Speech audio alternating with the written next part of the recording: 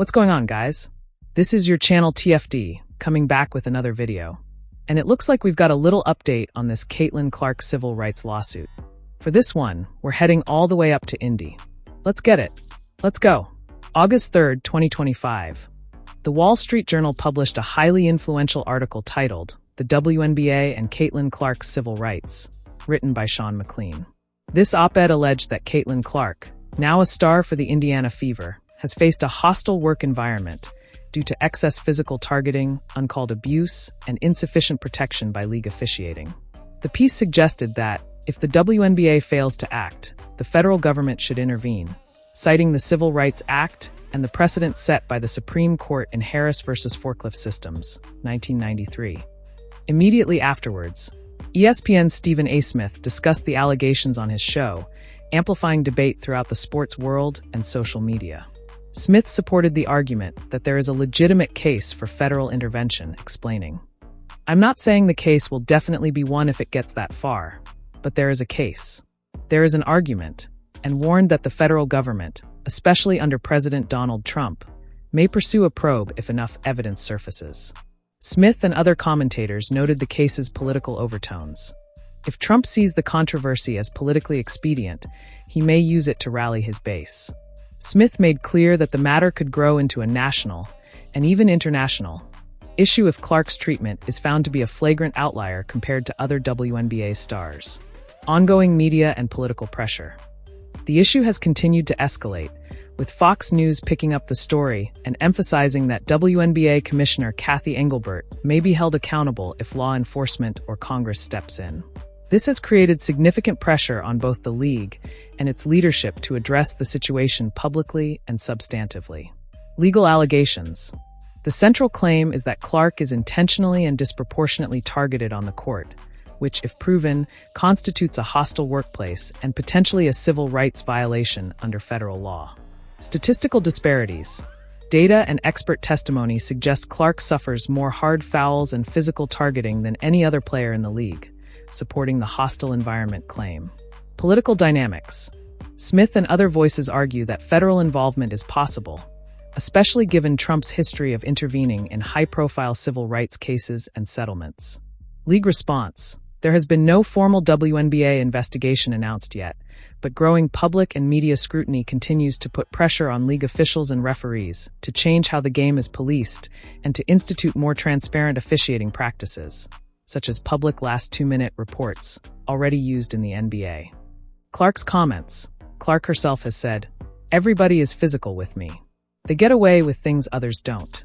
Then, just yesterday, I think we saw what might be the final stab in the back for the WNBA commissioner. Fox News directly targeted her, putting the responsibility for this situation squarely on her shoulders. And I'm telling you guys, listen to this. They're talking about civil rights violations. I kind of like what Stephen A. Smith said there. I don't know about civil rights violations, but is there something the league can do to stop this behavior toward Clark? I don't think the league has almost done zero. They've almost said nothing. You don't even hear any outrage. If this was the guys and they were beating up LeBron, Adam Silver would have spoken out already. I don't know what's happening. Now, y'all heard that, right? You heard him loud and clear. He straight up said if this was the NBA or if it was one of the guys, Adam Silver would have been on the mic last year, no hesitation. Last year. And here we are right now with Cathy still silent. And I've been saying this over and over again. Cathy, where's the statement? What's the holdup? Why are you keeping quiet? I've been digging into this for a while, and let me tell you, Cathy's not just keeping her mouth shut for no reason. She's nervous. And that's because this whole thing connects back to what I call the UConn blue blood whistle. The UConn Mafia. Yeah, they run the WNBA.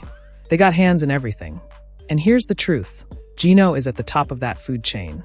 The man's like the mastermind behind it all. And you know what? He's not happy that Caitlin Clark stole all the spotlight. You gotta understand, Paige Bueckers is basically his prized creation, his basketball lab experiment. And she's great. I'm not knocking Paige. But she's not Caitlin Clark. And that's what burns them up. UConn's been used to controlling the spotlight for decades, dominating, getting all the headlines, all the star power. And then Caitlin comes in from the outside and breaks the whole system. This is jealousy.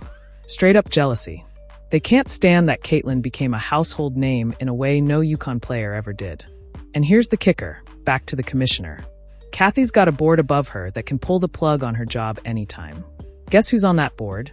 The same UConn mafia. They're sitting up there, pulling strings, making sure nothing moves unless they say so. They're everywhere, man. Everywhere.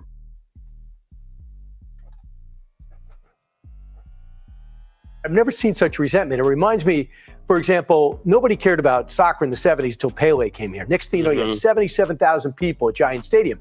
No one tried to kill Pele. Yeah, they played him harder, but they said thank you. Even opponents, my goodness, everybody's salary jacked up. David Beckham comes to the MLS.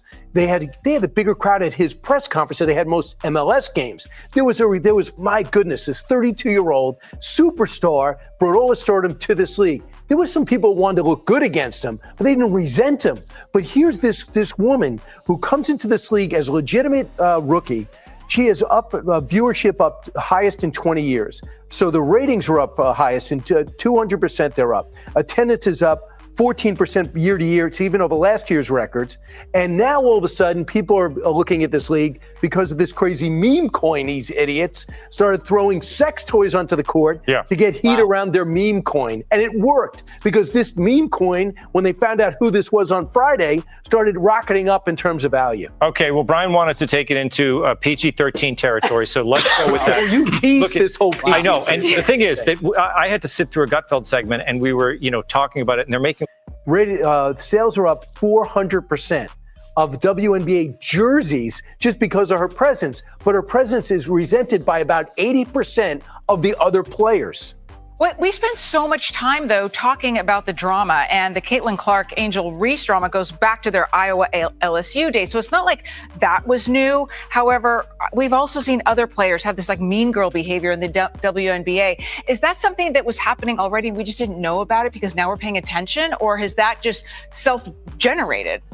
I don't know if there was another superstar in the league, Cheryl Swoops or Rebecca Lobo, early on when it first launched, that people really resented them because they had just won the Olympic gold in '96. They took that momentum and formed the WNBA. We kind of knew Lisa Leslie, Jen Rosati, we knew Rebecca Lobo, and we knew UConn was selling out 18,000 over it. All of a sudden, women's sports were mattering. They go to the Olympics, they get gold, they launch this league. And it just fell like a rock. They were unable to sustain the momentum. I'm not sure it was happening because they had nobody to resent as much as they did this kid from Iowa who went to Indiana and revitalized the sport. It's one of the craziest storylines I've had a chance to cover. Look, the WNBA has screwed itself on this deal, in my opinion. You're right. They've been subsidized by the NBA since their beginning. They had a great starting point with Rebecca Lobo with all of this. Listen to me, this civil rights thing, it's getting real now. I'm not talking rumors. I'm not talking whispers. It's on Fox News. You hear what I'm saying? Fox News. What's next, CNN? I told y'all before, man, Donald Trump is gonna have no choice but to step into this mess. And the second he does, it's gonna blow up hotter than World War II for the WNBA. No cap. Caitlin Clark? She's already battling injuries, dealing with the rookie grind, and now all this is piling on top. It's looking spooky for the league. And you know what? I'm glad they're cranking up the heat. I'm glad people are finally talking, because this conversation should have been happening last year. I told y'all from day one, I was gonna be one of the main ones keeping an eye on this, tracking every single development, every twist, every turn. And I'm not letting up until it all comes to light. Hop in the comments, let me know what y'all think about this. And make sure those bells are on, because I'm not missing a beat on this story.